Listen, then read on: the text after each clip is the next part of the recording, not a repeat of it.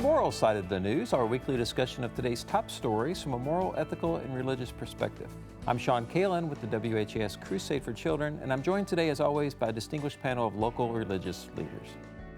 Reverend Clay Calloway, West Louisville Ministers Coalition, Reverend Michelle Pennix, Lighthouse Christian Church, Rabbi Matt Durenbacher, The Temple, Father John Stoltz, St. Aloysius Catholic Church, and Rabbi Emerita Gelia R. Rooks, The Temple. We begin this week with LMPD officer-involved shooting that resulted in the death of a woman experiencing a crisis last week. She would just be there for you. Even if she wasn't there for herself, she was just always thinking about other people. Caitlin Hall, smiling here on the right, graduated the same summer as her cousin on the left, Mia Hunter. She saw things in me that I didn't even see in myself. They spent summers in South Carolina with their aunt, Cassandra Long. She had so much life left to live. She didn't, have a chance to have her own family and all of the stuff that she wanted. This took that away.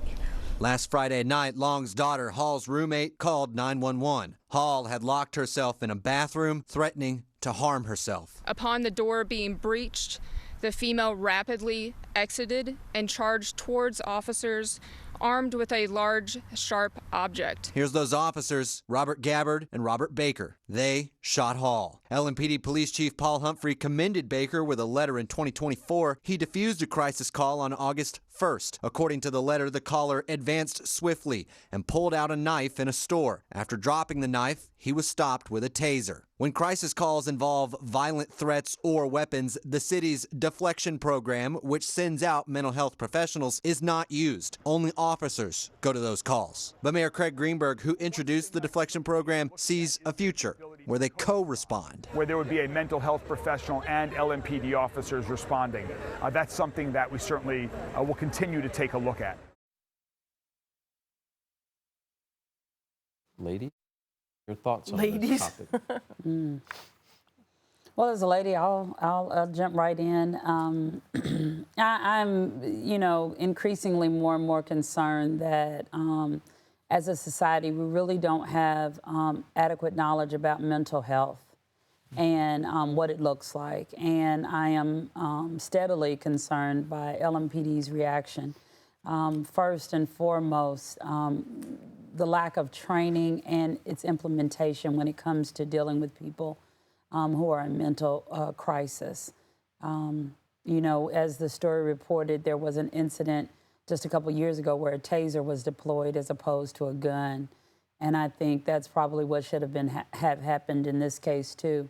We just don't understand, recognize the signs well enough, and our reaction is always an overreaction, I think, on the part of LMPD, unfortunately. And this is one of those cases that I hope is under review, and I hope, again, we can learn from it to move forward in a different direction, because this will happen again. Mental health is the #1 issue in our country right now, and we need to be prepared to act with kindness and out of love to those who are struggling the most.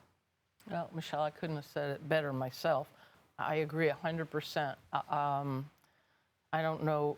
I mean, they knew what call they were going into. When you have a domestic disturbance, I understand if you're not carrying a taser, but when you're going knowing that it's someone threatening harm to themselves, I just can't imagine how it ended up with this poor woman being shot, gunned down like that. And the other thing, I with the little training that I have, I understand that when someone comes at you, your instinct is to shoot, center body mass, not at the feet. But in a case where you are walking into probably an unarmed person and, whatever sharp instrument it was, I mean, even if it was a sword, shooting at the feet could have made a difference. And I know police officers always say, you don't have the time to make that decision. Sometimes you don't. Sometimes you do. And they knew what the call, I mean, it wasn't a blind disturbance at this home. Mm-hmm. So I think a lot of training needs to be done. And as a doctorate in pastoral counseling, I can tell you that our police force really needs more, as you said, training in mental health, emergencies, how to deal with crises, how to reach out to someone and defuse or at least de-escalate a situation. Right. And I think one of the things, if I can just add to that, I don't know, you know, I use the word training, but I don't know if necessarily that's even the right word, because what I know is that they've received more training than ever before around, you know, just like those in education, every other field.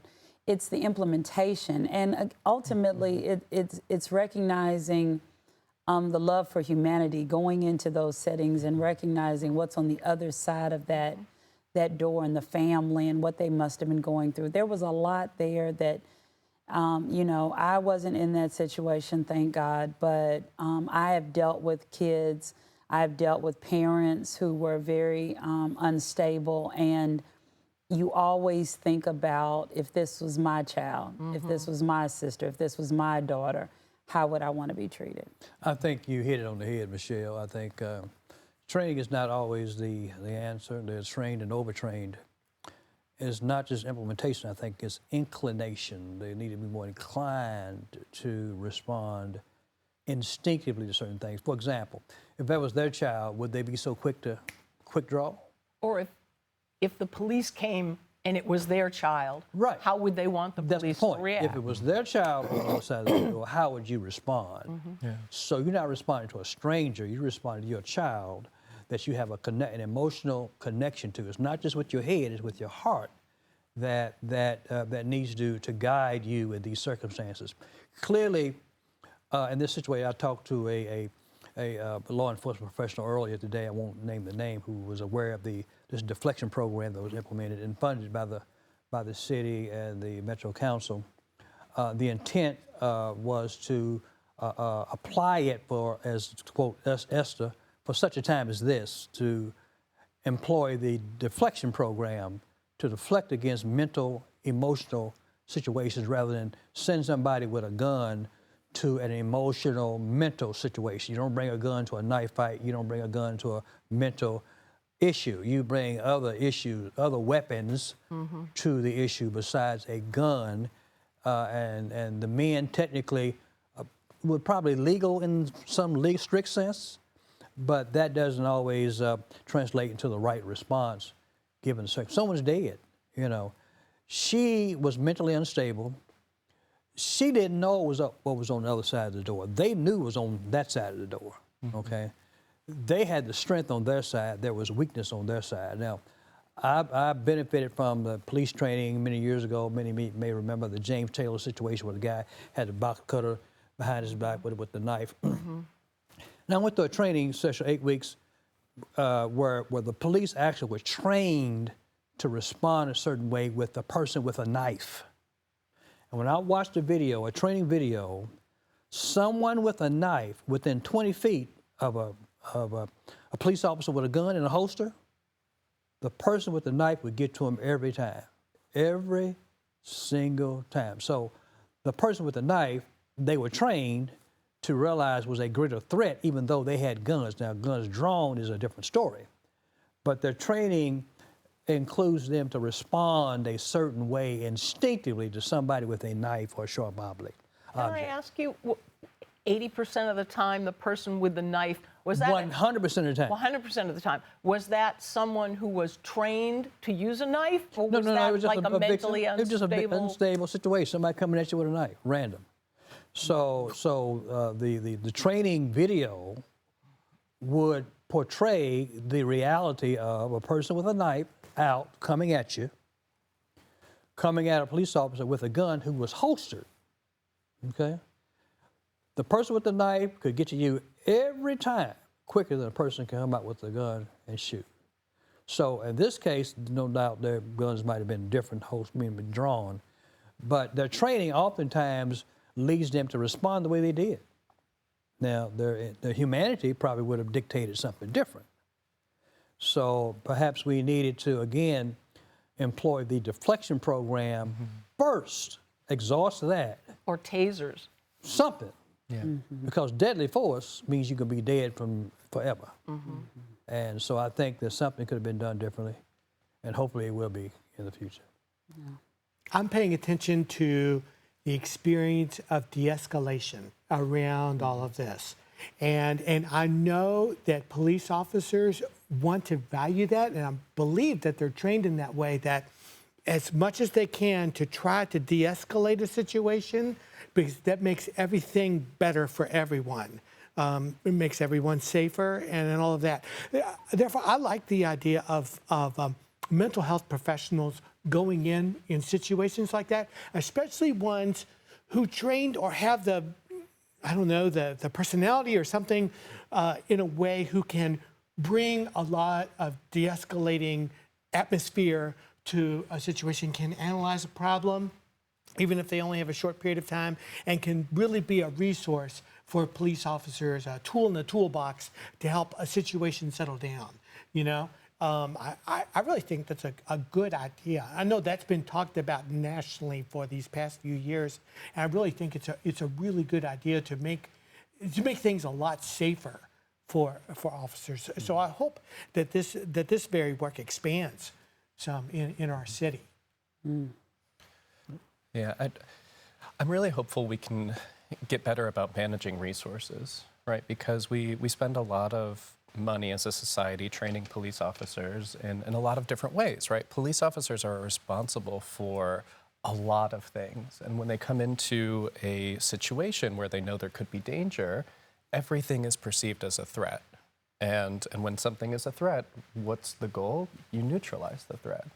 And so by having more resources available for police officers and for police squadrons to have those mental health professionals with a little bit of police training specifically for events like this, then de-escalation can really happen.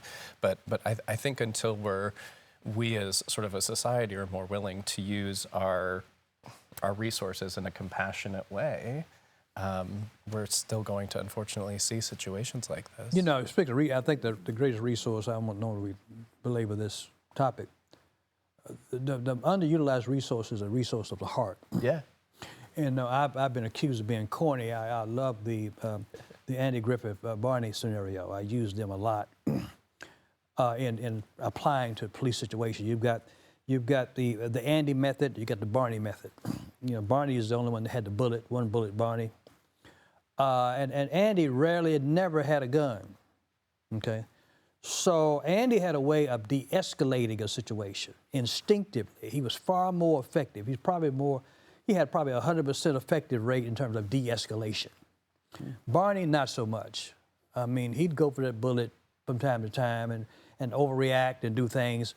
But I think that with the heart of an Andy who would go in trying to de-escalate first, instinctively, that was his natural and first response. And I think the resource of having the heart, the underutilized resource of having the heart, and leading with the heart and not the head all the time would be the way to go. It's worth a try.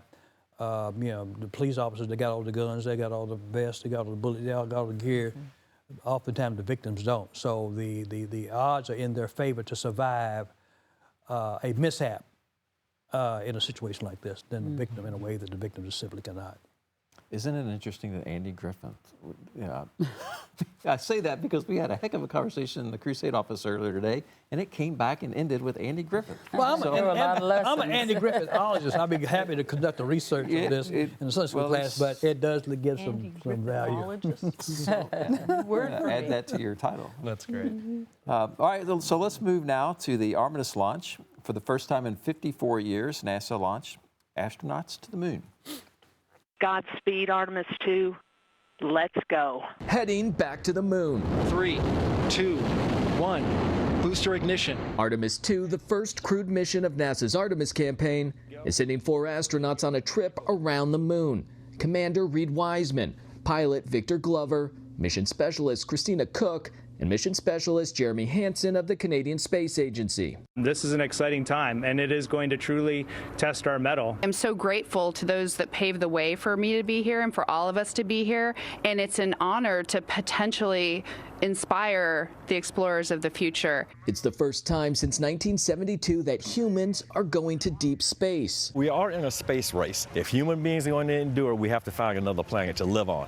The moon is the first step. Powered by NASA's new SLS, or Space Launch System Heavy rocket, the Orion spacecraft launches into Earth's orbit. That thing is 322 feet high, and 300 feet of it, thereabout, is all propulsion. So we're literally brute forcing our way into orbit. Orion will then make a roughly 4-day, 250,000-mile journey to the moon, passing by its far side. At a distance between 4,000 and 6,000 miles above the lunar surface, it is expected to be the farthest any human has ever traveled in space. Orion then returns to Earth for splashdown off the United States west coast. The golden age of space exploration, there's so many amazing things happening, and we should be proud, all of us. All right, so as this airs on Easter Sunday, happy Easter and happy Passover as well. The lunar flyby is expected to happen tomorrow, Monday, and then they're expected to return, splash down off the coast of San Diego on Friday, if everything goes as planned. So with this, your thoughts. The future lunar and space missions, are we fulfilling a divine calling to explore and steward creation? Or are we risking repeating patterns of conquest and exploration beyond Earth? Your moral discussion. Well, for one, just the diversity of the team. I mean, I don't know if our president would approve of that diversity. Right. That is glaring. So it was a very diverse team, male, female, black man, African American man, and others. So it had great diversity. And Canadian. And Canadian. So our you know why there wasn't a Jew? I can't believe I'm saying it. Because it's Passover and the crumbs with the anti-gravity. That's probably a very important point. But the diversity alone is hopeful, you know. And so I'm encouraged by that. And pursuing areas, science has a way of not caring about some of the things we are concerned about culturally with our biases. So I'm glad to see that. My grandson, he participated in a space program last summer. We went down to Huntsville, so he may one day be an astronaut. He has aspirations of being an astronaut, so I hope with events like this, he may be encouraged to pursue that as a realistic career path for him. It's just another sign that, you know, things continue to go on, but it troubles me that I almost, you know, feel as if it's just out of place, out of context now. There's so many things that are happening in the world, and I think, you know, about exploring space and finding out what's up there. At the same time, I think about, have we really learned how to love each other on Earth? And, you know, I think the great hymnologist Tupac said... the great hymnologist Tupac. He said that, you know, we've got money for wars and money for space, but not to feed the poor. And that's what really beckons me at this time, thinking about all of those who are in deep trouble and deep distress. You know, mothers who are seeing their sons head off to Iran, Iranians who are, you know, being killed by the thousands every day. It's important that we continue to use what God has blessed us with, curiosity and creativity. It just seems like another blip on this season of impossible things that are happening every day. And so it feels a little out of place. I will say, however, because I work with young children, we were intentional about watching it yesterday. And anyone, I believe, born under, or anyone under the age of 55 has never seen that before. And I think that was really interesting. And I could tell by their faces, the excitement was there. So I hope that, you know, we walk away with a lot deeper meaning about why we're going and how this serves humanity, most of all. You know, it's not that I disagree with you, but you know, people talking and some of my friends and saying, is that really the best use of our money? It is criminal and amoral that we have in what used to be called the greatest nation on earth, that we have so many, not just children, but children and adults going to bed hungry every night, unhoused, and there is no question that we need to put more resources toward that. On the other hand, the timing of it, to me, speaks all the more clearly of, you know, we don't have money for Medicare and Medicaid and, you know, food and things like that, but we have money to drop bombs on school buildings in Iran. You know, it's a question of priorities, and it's always a question of priorities. And, you know, we have incredibly wealthy people who aren't taxed. I can't remember who it was, Elon Musk or someone, whatever, about 5 years ago, they released how much he paid. I paid more in taxes than Elon Musk. Are you kidding me? There's something wrong with this picture, and it is an endemic problem in our nation. I happen to think that space exploration is fabulous. Some people have theological issues with it. I have no theological issues with it at all. I don't worry that we're going to find something out there that makes me not believe in God. I don't think God is limited to the planet Earth. Yeah. I don't, you know, God created the cosmos and everything in them, so I have no theological problems with it that way. It's just the money, and the money is there. The money is there, and it's not just that it's not being spent on better things. It's being spent, I mean, it's my tax dollars that started a war in Iran. Yeah. I think we're saying things similar, and I'll say it in my way, or with these details. That I remember it being said, John F. Kennedy in the early 1960s made a statement that in the United States, he wanted us to go to the moon. That particular wish was held on by the nation for a decade until we went. It was like a memory and a vision we had. That's one end of the stewardship, is the aspirations and the dreams we have, and the way that we spend our resources to make that happen, how that inspires little children and others to go into science and other things like that. And then on the other hand, the detail I pay attention to is that we cut USAID funding in the past year, and that will be tragic in our future. And so it really does bring up, and I don't have an answer, but it really does bring up a question, a stewardship question. I think that's what we're asking so far. That's what I've heard, and a very real one that I think that we need to pay attention to. Yeah, 100%. So someone who still identifies as a small child in my heart, this was a very exciting thing for me, just because I think it's amazing what human beings can do. And he wasn't born when Neil Armstrong this took is the true. first step. This is true.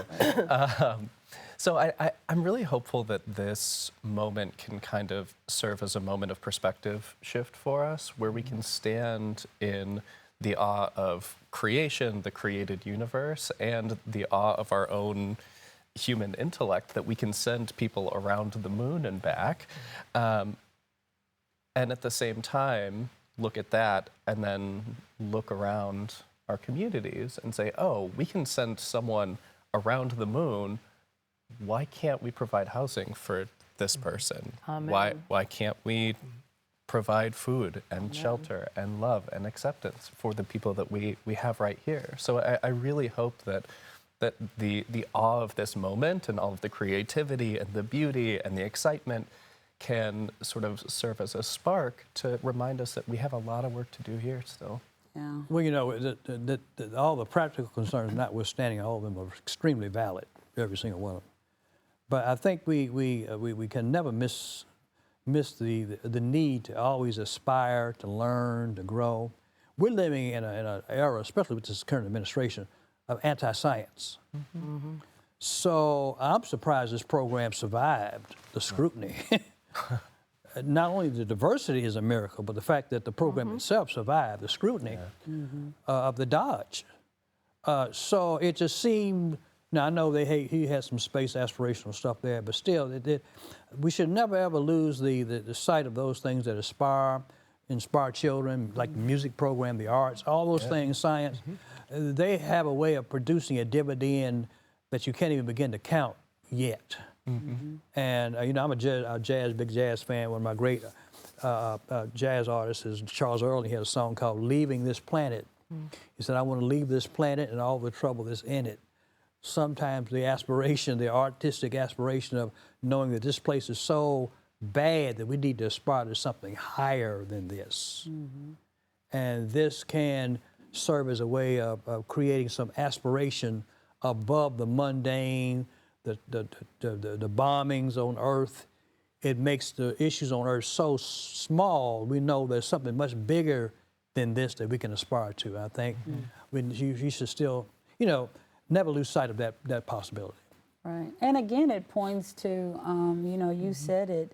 It points to the awe of God's creation. Yeah. You know, it is miraculous what He was able to do, and for all of us, I hope it gives us all pause to look and say, wow, to be amazed by His creation, and to look at each other and to see that same and relationship. thing. One thing that I used to study this quite a bit, it shows that this earth cannot exist without the relationship to heavenly bodies, to the moon, the sun. Yeah. So we're in this life together. Intertwined. The whole cosmos, It's a relationship, the whole absolutely. universe, and every human being. You know, to get back to the shooting that we were talking about earlier. I mean, what if it were your child? We're all children of God. We're all related. You know, near cousins, distant cousins. We're all one family. And the inspiration, the awe, perfect word, the awe of looking up at the stars and knowing that the star is probably no longer even burning, the star burned out ages ago, but its light is still coming now, and what an impact every choice we make, whether it's what we do, what we say, where our money goes, our compassion, where we turn a blind eye, apathy. You know, in the 1950s and 60s, in going out in space exploration, an astronaut took a picture of the moon. Either the astronaut did or the machine did. Took a picture of the Earth, I should say. And I think it was the first time the Earth's picture had been taken. So we always look up, but this is looking back. And that very image introspective really changed us. You know, that memory has been kept, and it's been something that's very impactful. And that we're just a tiny speck in the universe. Yes. Very good. We'll end it there. Thank you for a great discussion today. Thanks to our panel, Reverend Clay Calloway, West Louisville Ministers Coalition, Reverend Michelle Pennix, Lighthouse Christian Church, Rabbi Matt Durenbacher, The Temple, Father John Stoltz, St. Aloysius Catholic Church, and Rabbi Emerita Gilia R. Rooks with The Temple. Happy Easter, happy Passover, and thank you for watching and joining us this week on WHS Radio and WHS Television and the family of iHeart radio stations. Have a great week.